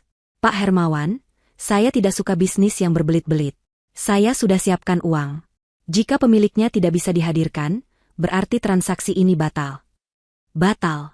Kata itu menggema di telinga mereka. Dan, lanjut Ibu Diana, menatap tajam ketiga orang di depannya, karena pihak Anda telah melakukan prestasi dengan menjanjikan surat-surat yang tidak bisa Anda penuhi, maka sesuai perjanjian, uang muka 500 juta rupiah yang sudah saya bayarkan harus dikembalikan. Utuh. Hari ini juga. Inilah pukulan mematikan. Kembalikan 500 juta? Uang itu sudah tidak ada. Sudah menjadi gaun, mobil, dan perhiasan. Tidak. Ibu tidak bisa begitu. Jeri Tiara, wajahnya histeris. Uangnya sudah kami pakai untuk persiapan. Ibu tidak bisa membatalkannya. Kami bisa cicil, Bu, tolong. Ibu Kurnia jatuh berlutut, memegang kaki meja. Ia menangis. Reno hanya bisa menunduk, tubuhnya gemetar hebat. Habis sudah. Mereka tidak hanya gagal jadi miliarder. Mereka kini berutang 500 juta. Ibu Diana menatap pemandangan itu dengan jijik. Ia lalu melirik jam tangannya. Kalian pikir saya bodoh? Kalian pikir saya tidak tahu apa yang kalian lakukan? Ketiganya membeku. Sebenarnya, kata Ibu Diana, suaranya pelan namun menusuk, saya sudah mengatur agar pemilik aslinya hadir hari ini. Ibu Kurnia, Tiara, dan Reno mengangkat wajah mereka. Bingung. Takut. Apa maksud Ibu? Bisik Reno. Tepat pada saat itu, bel rumah berbunyi. Suaranya nyaring memecah kesunyian yang mencekam. Ketiga pasang mata itu menatap ke arah pintu depan dengan ngeri. Ibu Diana tersenyum tipis. Senyuman yang sama sekali tidak ramah. Itu pasti dia. Silakan buka pintunya. Sambutlah pemilik rumah yang sebenarnya. Bel rumah itu berbunyi sekali lagi, nyaring dan menuntut. Suaranya memecah keheningan yang tegang di ruang tamu. Ibu Kurnia, Tiara, dan Reno membeku. Tiga pasang mata itu menatap pintu kayu jati yang kokoh itu dengan campuran rasa takut dan kebingungan yang akut. Pemilik asli? Siapa? Zahra masih ribuan kilometer jauhnya, hancur dan kalah. Begitu, kan? Siapa itu? Bisik Tiara, suaranya gemetar. Ia mencengkeram lengan baju ibunya. Paling-paling satpam kompleks, gagap Ibu Kurnia, berusaha mencari jawaban logis, meski ia tahu itu mustahil. Reno tidak bergerak. Keringat dingin membasahi kemeja batiknya. Firasat terburuk dalam hidupnya sedang menjalari tulang punggungnya. Bu Diana, yang masih duduk dengan tenang di sofa, tersenyum tipis. Kenapa tidak dibuka pintunya? Pak Reno, tamu Anda sudah menunggu. Bukankah Anda pemilik rumah ini? Sindiran itu menusuk Reno. Dengan langkah berat, seolah kakinya terbuat dari timah, Reno berjalan menuju pintu. Setiap langkah terasa seperti 1 kilometer. Ibu Kurnia dan Tiara mengawasinya, menahan napas. Tangan Reno yang gemetar meraih gagang pintu. Ia menarik napas, lalu membukanya. Di teras yang bermandikan cahaya sore, berdirilah Zahra. Ia tidak terlihat hancur. Ia tidak terlihat kalah. Ia berdiri tegak dengan postur sempurna. Ia mengenakan blus kerja berwarna biru tua yang tajam dan celana bahan yang rapi. Hijabnya tertata sempurna. Wajahnya tenang, matanya dingin, dan di bibirnya tersungging senyum tipis yang tidak menunjukkan kehangatan sedikitpun. Ia tampak seperti seorang ratu yang datang untuk mengambil kembali istananya. Di samping kirinya, berdiri seorang pria parubaya yang berwibawa dengan kacamata tanpa bingkai, membawa tas kerja kulit yang mahal. Di samping kanannya, berdiri 2 orang pria tegap berseragam polisi. Waktu seolah berhenti. Otak Reno tidak mampu memproses pemandangan di depannya. Ini Zahra. Tapi bukan Zahranya. Zahra? Bisiknya, suaranya nyaris tidak terdengar. Halo, Reno, sapa Zahra. Suaranya jernih dan datar. Boleh aku masuk rumahku? Ia tidak menunggu jawaban. Ia melangkah melewati ambang pintu, melewati Reno yang mematung seperti patung lilin. Pria berwibawa dan 2 polisi itu mengikutinya masuk. Di ruang tamu, Ibu Kurnia dan Tiara ternganga. Rahang mereka jatuh. Gelas di tangan Ibu Kurnia terlepas, jatuh ke karpet tebal, tetapi tidak pecah. Zahra, jerit Ibu Kurnia, akhirnya menemukan suaranya. Jeritan itu campuran antara kaget, marah, dan takut. Sedang apa kamu di sini? Dan siapa mereka? Kenapa kamu bawa polisi ke rumah ini? Tiara, yang tadinya histeris karena uang, kini histeris karena alasan lain. Kak Zahra, kapan pulang? Kok nggak bilang-bilang? Zahra mengabaikan mereka berdua. Pandangannya menyapu ruang tamunya. Ia melihat koper di meja yang seharusnya berisi uang. Ia melihat Bu Diana, Danu, dan Pak Hermawan yang kini serempak berdiri. Zahra mengangguk singkat ke arah mereka. Terima kasih atas kerjasamanya, Bu Diana, Pak Hermawan, Pak Danu. Laporan dan rekaman Anda sangat lengkap dan profesional. Sama-sama, Bu Zahra, jawab Bu Diana. Persona ramahnya kini hilang, digantikan oleh sikap profesional seorang investigator. Momen itu adalah kunci yang membuka segalanya. Otak Ibu Kurnia yang licik akhirnya menyadari sesuatu yang mengerikan. Laporan? Kerjasama? Ia menatap Bu Diana, lalu menatap Zahra. Wajahnya memucat, lebih pucat daripada saat Reno memintanya memalsukan tanda tangan. Apa-apa ini? Desis Ibu Kurnia. Kerjasama apa? Kamu kenal mereka, Zahra? Reno, yang akhirnya berhasil menutup pintu dan berbalik, mendengar percakapan itu. Ia menatap Zahra, lalu ke para pembeli. Zahra, apa maksudnya ini? Mereka ini calon pembeli kita. Calon pembeli, kalian. Bukan, kita. Koreksi Zahra, suaranya setajam silet. Pria berwibawa yang datang bersama Zahra melangkah maju ke tengah ruangan. Ia meletakkan tas kerjanya di atas meja kopi, tepat di sebelah koper pelunasan. Ia menatap Ibu Kurnia, Tiara, dan Reno satu persatu. Selamat sore, katanya dengan suara tenang namun berotoritas. Perkenalkan, nama saya Laksmana. Saya adalah kuasa hukum dari klien saya, Ibu Zahra Salsabila, pemilik sah satu-satunya dari properti dengan sertifikat hak milik nomor 1785 yang sedang kita tempati ini. Polisi, pengacara, Zahra, pembeli palsu. Potongan-potongan puzzle itu mulai tersusun di benak Reno dan Ibu Kurnia, membentuk gambaran yang sangat mengerikan.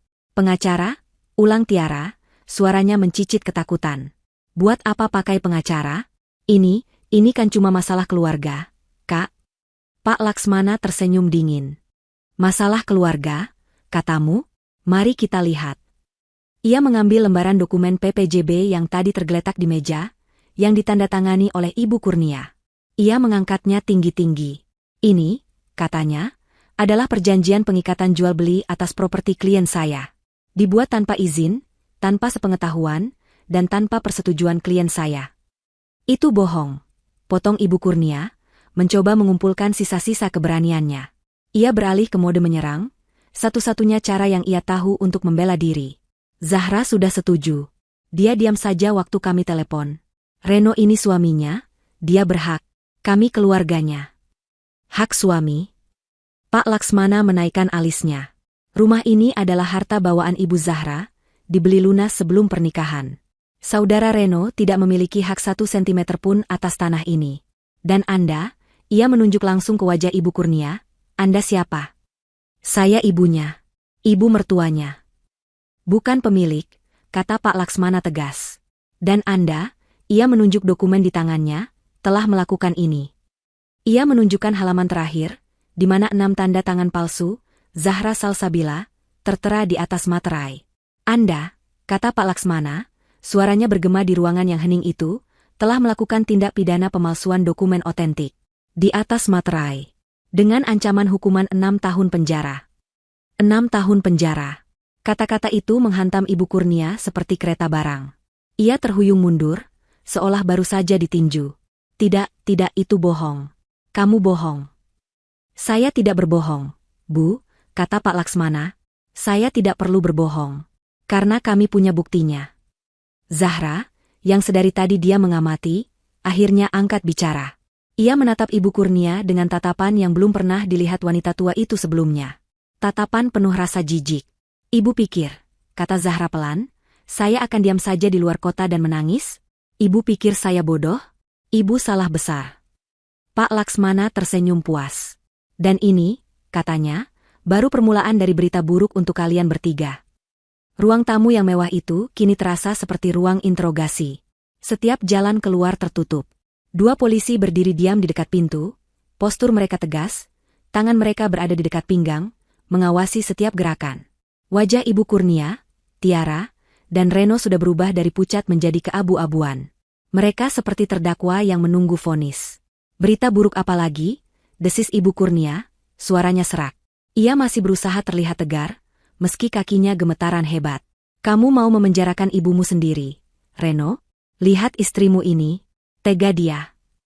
Reno tidak sanggup menatap siapapun.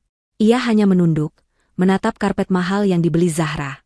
Pukulan kedua, kata Pak Laksmana, mengambil alih panggung lagi. Ia memberi isyarat kepada Bu Diana. Wanita yang tadinya menyamar sebagai pengusaha kaya itu melangkah maju. Persona elegannya luntur, digantikan oleh aura seorang profesional yang dingin dan efisien. Nama saya bukan Diana, katanya jelas. Saya investigator utama dari Laksmana Orekan. Tim saya yang Anda temui minggu lalu, ia menunjuk Danu dan Pak Hermawan, bukan asisten hukum atau notaris. Mereka adalah agen lapangan. Ia melanjutkan, suaranya memotong keheningan. Pertemuan kita minggu lalu, Ibu Kurnia, saat Anda menawarkan diri untuk memasukkan tanda tangan klien saya, saat Anda membubuhkan tanda tangan itu di atas materai, dan saat Anda menerima koper berisi uang. Danu, panggilnya. Danu, si asisten, mengeluarkan sebuah tablet dari tasnya. Ia menekan tombol play. Layar tablet itu menyala. Menampilkan rekaman video berdefinisi tinggi, diambil dari sudut pandang kacamata. Video itu menunjukkan wajah Ibu Kurnia, Tiara, dan Reno dengan jelas. Video itu merekam suara Ibu Kurnia dengan jernih. Gampang. Saya ibunya. Tanda tangan saya mirip sekali dengan Zahra. Biar saya yang tanda tangan. Sini, mana pulpennya? Rekaman itu berlanjut, menunjukkan tangan Ibu Kurnia yang dengan percaya diri memalsukan nama, Zahra Salsabila, berulang kali. Lalu, adegan puncaknya, Ibu Kurnia dan Tiara yang tertawa gembira saat menerima koper berisi uang. Wajah Tiara hancur. Ini bukti. Bukti yang tidak terbantahkan. Matikan. Matikan video itu, pekiknya. Kenapa dimatikan? Sahut Bu Diana, sinis. Ini adalah bukti A1 untuk kejahatan Anda. Pemalsuan, sekaligus percobaan penipuan secara terencana. Kalian bertiga, ia menatap Reno, terlibat aktif dalam konspirasi ini. Ibu Kurnia terhuyung ke sofa, akhirnya jatuh terduduk. Napasnya terengah-engah. Dan sekarang, pukulan ketiga, Pak Laksmana mengambil sebuah map tebal dari tasnya. Ini yang paling saya suka. Ia menatap Ibu Kurnia dan Tiara. Uang 500 juta rupiah yang kalian terima minggu lalu, itu bukan uang mainan. Itu adalah uang asli. Uang milik klien saya, Ibu Zahra, yang kami gunakan sebagai umpan. Wajah Ibu Kurnia sedikit berkedut. Uang asli. Dan kalian, lanjut Pak Laksmana, telah menghabiskan uang itu. Kalian telah melakukan tindak pidana penggelapan dan pencucian uang hasil kejahatan. Kalian pikir kami tidak tahu? Pak Laksmana membuka map itu. Ia melempar setumpuk foto ke atas meja kopi. Foto-foto itu menyebar. Foto pertama, Reno di kafe tua, menyerahkan tas berisi uang kepada dua preman. Foto kedua, Tiara di butik mewah, berpose dengan gaun pengantin 100 juta rupiah. Foto ketiga, Ibu Kurnia di toko perhiasan, lehernya berkalung emas besar, tersenyum ke arah kamera. Foto keempat, salinan struk pembelian gaun. Foto kelima, Tiara di showroom mobil, memeluk kap mobil merah barunya. Foto keenam, salinan bukti transfer pembayaran mobil. Kalian, kata Pak Laksmana, suaranya pelan namun mematikan, telah menghabiskan setiap rupiah dari uang yang bukan milik kalian. Uang hasil kejahatan. Saat itulah semuanya runtuh. Realisasi itu menghantam mereka bertiga secara bersamaan. 1. Uang 6,5 miliar tidak pernah ada. Itu jebakan. 2. Uang DP 500 juta itu nyata, milik Zahra, dan sudah ludes mereka habiskan. 3. Mereka kini berutang 500 juta pada Zahra. 4. Mereka terekam kamera sedang melakukan pemalsuan dan penipuan. 5. Mereka terlacak menghabiskan uang haram itu. 6. Polisi ada di ruangan yang sama. Ini bukan lagi masalah keluarga. Ini bukan soal perceraian. Ini adalah kehancuran total. Orang pertama yang hancur adalah Tiara. Wajahnya yang penuh riasan tebal kini basah oleh air mata dan ingus. Bayangan pernikahan mewah, status sosial, gaun berlian, semua lenyap. Digantikan oleh bayangan jeruji besi. Tidak aaak, ia menjerit. Jeritan yang melengking, penuh kengerian. Tidak mungkin. Ibu, Mas Reno, ini tidak benar. Bilang sama mereka ini tidak benar. Ia merangkak di lantai, mencoba memegang kaki Zahra. Kak Zahra, ampun, Kak, ampun. Itu semua ide ibu. Aku cuma ikut-ikutan. Aku mau menikah. Kak, jangan penjarakan aku. Aku mohon, Kak, ampun. Ibu Kurnia, melihat anaknya histeris, beralih dari ketakutan menjadi kemarahan membabi buta. Ia melompat dari sofa, bukan untuk memohon, tapi untuk menyerang Zahra. Kamu, dasar perempuan jahat, setan kamu. Beraninya kamu menjebak kami. Beraninya kamu. Ia tidak berhasil mencapai Zahra. Dua petugas polisi bergerak cepat. Mereka menahan lengan Ibu Kurnia dengan sigap. Tenang, Ibu. Jangan membuat keributan. Lepaskan. Ini rumah anakku. Lepaskan aku. Ibu Kurnia meronta-ronta, tenaganya seperti banteng terluka. Di tengah kekacauan itu, Reno akhirnya angkat bicara. Ia berlutut di depan Zahra. Wajahnya, yang biasanya angkuh, kini penuh air mata penyesalan yang menjijikan. Zahra, sayang, aku mohon, Zahra, ini semua salah paham. Isaknya, mencoba meraih tangan Zahra. Zahra menarik tangannya, seolah tangan Reno adalah kotoran. Ini semua ide ibu, Zahra. Aku terpaksa. Aku punya utang. Aku tidak bermaksud mengkhianatimu. Sumpah. Tolong, Zahra jangan lakukan ini. Ini ibu dan adikku. Kasihani mereka. Kasihani aku. Zahra, yang sedari tadi dia menyaksikan pertunjukan itu, akhirnya menatap mata suaminya. Tatapannya begitu dingin hingga Reno berhenti bicara. Ide ibu, bisik Zahra. Ide ibu yang menyuruhmu mematikan CCTV rumahku? Reno tersentak. Ide ibu yang menyuruhmu mengirim pesan padaku? Zahra mengeluarkan ponselnya, membuka pesan dari Reno. Ia membacanya keras-keras. Biarkan saja rumah itu dijual. Lagian kamu sudah punya tempat tinggal yang layak. Jangan egois. Zahra menatap suaminya yang berlutut. Kamu suamiku, Reno. Kamu yang seharusnya melindungiku. Tapi kamu yang memegang pisau bersama mereka. Kamu pengkhianat terbesar dari mereka semua. Zahra beralih ke petugas polisi senior. Pak, silakan dilanjutkan. Petugas polisi itu mengangguk. Ia melangkah maju. Ibu Kurnia dan Saudari Tiara, Anda kami tahan atas laporan resmi dari Ibu Zahra Salsabila, dengan barang bukti yang cukup, atas tindak pidana pemalsuan dokumen, percobaan penipuan secara terencana, dan penggelapan. Silakan ikut kami ke kantor. Petugas yang satu lagi mengeluarkan 2 pasang borgol. Melihat benda logam berkilat itu, pertahanan terakhir Ibu Kurnia dan Tiara hancur. Jeritan histeris yang sesungguhnya meledak. Borgol? Tidak. Jangan borgol saya. Tiara menjerit-jerit, meronta di lantai. Aku bukan kriminal. Ibu, tolong aku, Bu. Mas Reno. Lepaskan anak saya, raung Ibu Kurnia. Zahra, saya kutuk kamu. Kamu akan sengsara seumur hidup. Anak tidak tahu balas budi. Lepas Aan. Klik. Suara borgol yang mengunci pergelangan tangan Tiara terdengar jelas. Klik. Borgol kedua terkunci di tangan Ibu Kurnia. Pemandangan itu surreal. 2 wanita yang seminggu lalu berfoya-foya, kini diborgol di ruang tamu mewah milik orang yang mereka coba hancurkan. Petugas polisi lalu beralih ke Reno. Saudara Reno, Anda kami tahan atas keterlibatan penuh dalam konspirasi ini, serta atas laporan penggelapan dalam rumah tangga. Tim kami juga akan memeriksa Anda terkait laporan aktivitas judi ilegal dan utang piutang Anda yang melibatkan kelompok preman. Rasa takut di wajah Reno tergantikan oleh teror murni. Judinya terbongkar. Semuanya terbongkar. Zahra memandangi mereka bertiga. Tiara yang menangis tanpa suara, Ibu Kurnia yang mengumpat dan mengutuk, dan Reno yang menatap lantai dengan tatapan kosong, hancur total. Ia tidak merasakan apa-apa. Tidak kasihan. Tidak sedih. Hanya lega. Bawa mereka, kata Zahra pelan. Saat mereka digiring keluar dari rumahnya, melewati pintu depan, Zahra berbalik. Ia tidak ingin melihat mereka lagi. Ia menatap Pak Laksmana. Pak, urus sisanya. Pastikan rumah ini bersih. Saya tidak mau ada satupun barang mereka yang tersisa di sini. Rumah mewah itu terasa sunyi senyap setelah pintu depan ditutup. Suara jeritan histeris dan umpatan Ibu Kurnia masih terngiang di udara, perlahan memudar seiring menjauhnya suara sirine mobil polisi. Zahra berdiri mematung di tengah ruang tamunya.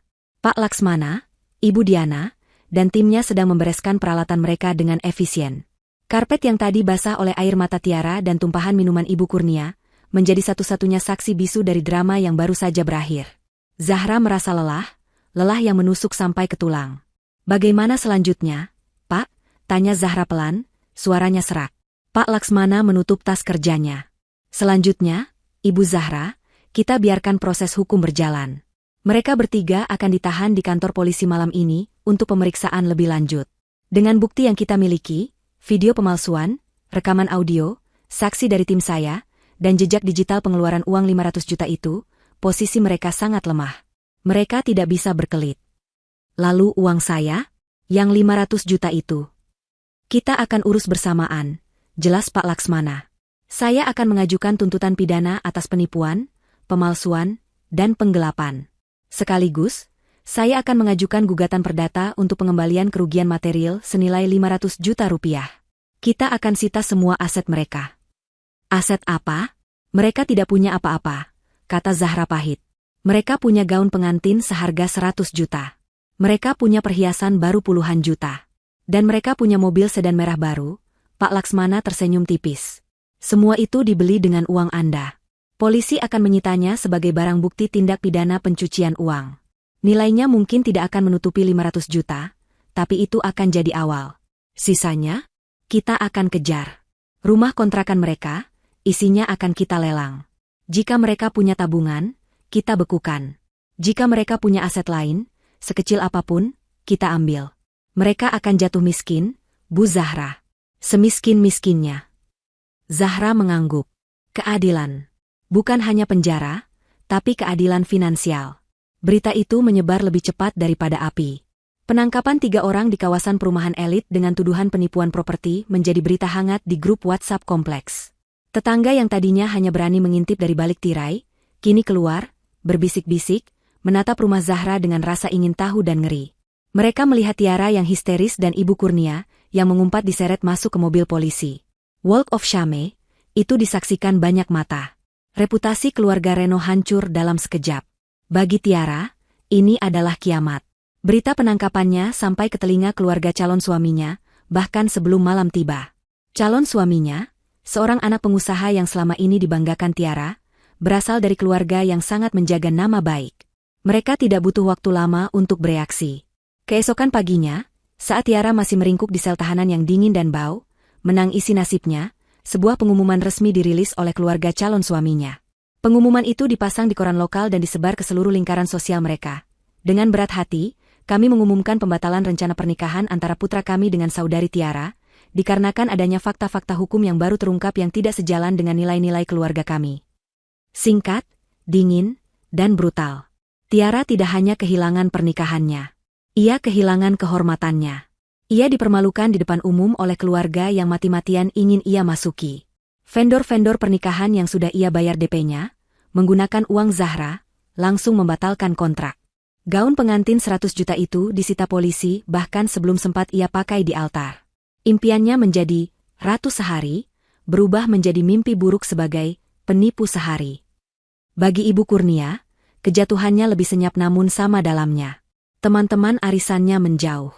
Saudara-saudaranya di kampung, yang sering ia pameri kesuksesan menantunya, kini meneleponnya dengan nada mencemooh. Ia dan Tiara tidak punya uang sepeser pun untuk menyewa pengacara. Mereka terpaksa menggunakan pengacara publik yang ditunjuk negara. Dan bagi Reno, kehancurannya adalah yang paling total. Penangkapannya membuka kotak Pandora yang selama ini ia sembunyikan. Polisi, saat menyelidiki utangnya, membongkar jaringannya dengan sindikat judi online besar. Ia bukan hanya penjudi biasa, ia terlibat dalam pencucian uang skala kecil. Kasusnya bercabang. Ia tidak hanya menghadapi tuntutan dari Zahra atas penipuan dan penggelapan dalam rumah tangga. Ia menghadapi tuntutan berlapis dari negara atas aktivitas kriminalnya. Penagih utang yang tadinya ia bayar lunas, kini berbalik melaporinya ke polisi untuk meringankan hukuman mereka sendiri. Ia dikhianati oleh semua orang, sama seperti ia mengkhianati Zahra. Di tengah semua kekacauan hukum itu, Zahra membuat satu keputusan terakhir. Ia duduk di kantor Pak Laksmana seminggu setelah kejadian itu. "Saya mau bercerai, Pak," kata Zahra. Suaranya mantap, tidak ada keraguan. Pak Laksmana mengangguk. "Itu keputusan yang bijak, Bu Zahra. Saya mau prosesnya secepat mungkin. Saya tidak mau mediasi. Saya tidak mau bertemu dengannya lagi. Dan," Zahra menatap lurus ke mata pengacaranya, "saya tidak mau dia mendapatkan sepeser pun dari harta saya. Harta Gonogini hanya dihitung sejak tanggal pernikahan, dan saya bisa buktikan semua aset besar saya adalah harta bawaan.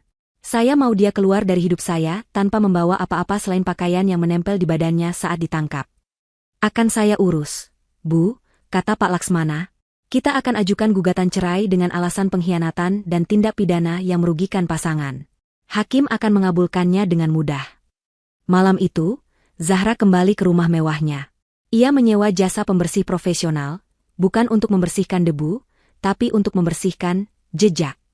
Ia memerintahkan mereka untuk membuang semua barang yang pernah dipakai Ibu Kurnia dan Tiara.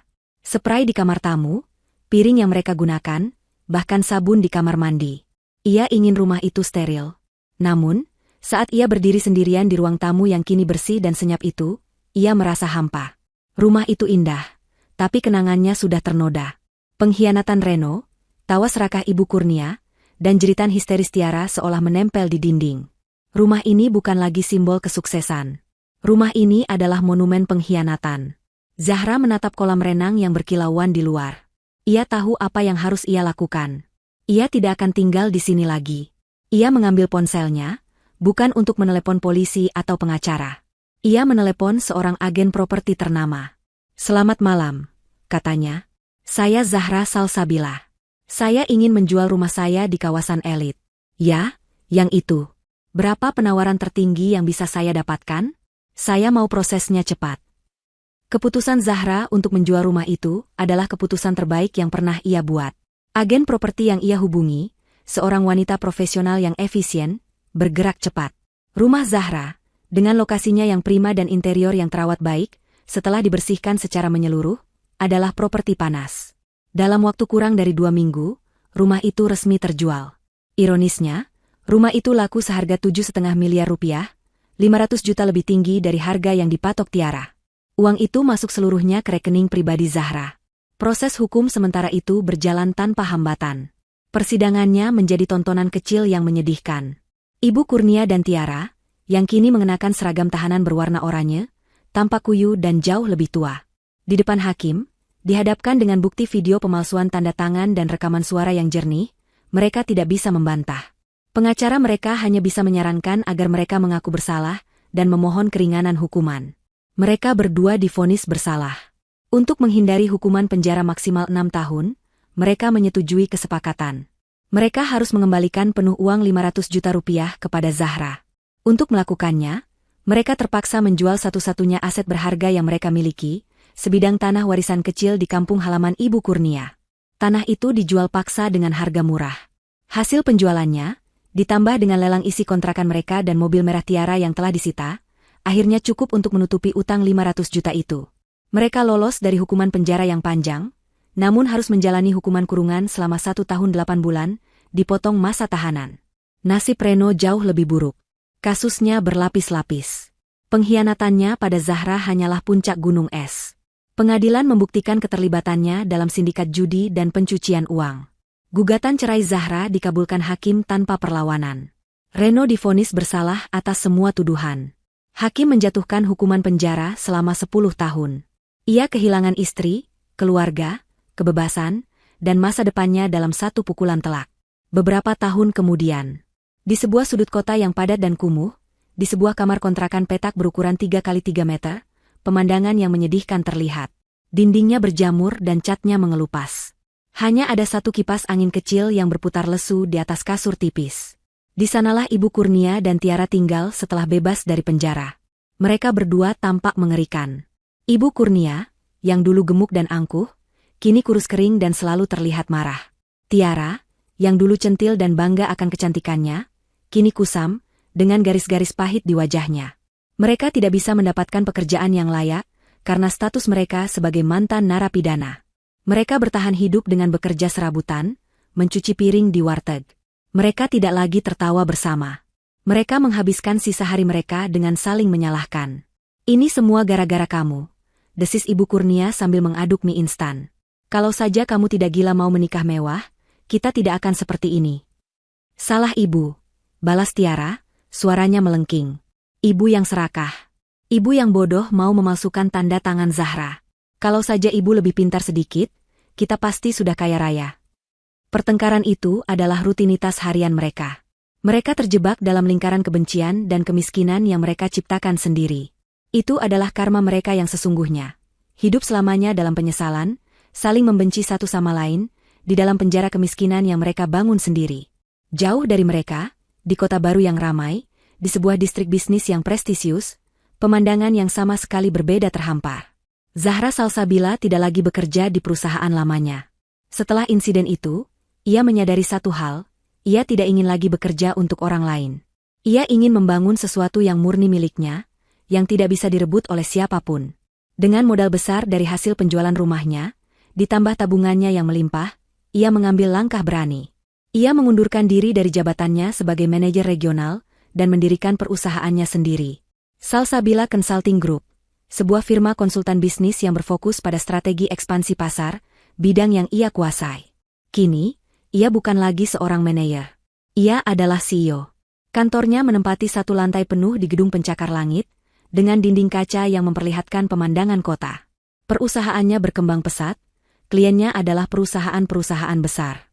Zahra tidak hanya membeli apartemen. Ia membeli sebuah rumah yang indah di perbukitan, dengan taman yang luas dan pemandangan yang tenang, jauh dari kebisingan. Dan ia tidak tinggal sendirian. Ia telah membawa kedua orang tua kandungnya untuk tinggal bersamanya, memberikan mereka kamar terbaik, perawatan terbaik, dan kemewahan yang tidak pernah mereka minta. Ia membalas budi, tapi kepada orang yang tepat. Sore itu, Zahra sedang duduk di teras belakang rumah barunya, menikmati teh melati bersama ibu kandungnya. Ibunya menatap Zahra dengan penuh kebanggaan. Ibu masih tidak menyangka, enduk, kata ibunya lembut. Dulu, waktu kamu kehilangan rumah itu, ibu kira kamu akan hancur. Tapi kamu malah membangun istana yang jauh lebih besar. Zahra tersenyum, menatap matahari terbenam yang mewarnai langit. Rumah itu hanya bangunan, Bu. Harta terbesar Zahra bukan itu. Tapi pelajaran yang Zahra dapat. Ia teringat pesan dari Reno, jangan egois. Ia teringat ucapan Ibu Kurnia, anggap saja balas budi. Ia menyadari bahwa ia memang telah membalas budi, dengan memberikan ganjaran yang setimpal. Dan ia memang tidak egois, ia hanya berhenti menjadi bodoh. Zahra menarik napas dalam-dalam, merasakan udara segar yang bersih. Ia tidak lagi memikirkan masa lalu. Reno, Ibu Kurnia, Tiara, mereka semua hanyalah catatan kaki yang menyedihkan dalam buku kehidupannya yang baru. Kini, ia memegang kendali penuh. Ia telah membersihkan hidupnya dari parasit, dan sebagai gantinya, ia membangun sebuah kerajaan. Sendirian. Sesuai aturannya sendiri. Dan itu adalah akhir yang paling memuaskan dari segalanya.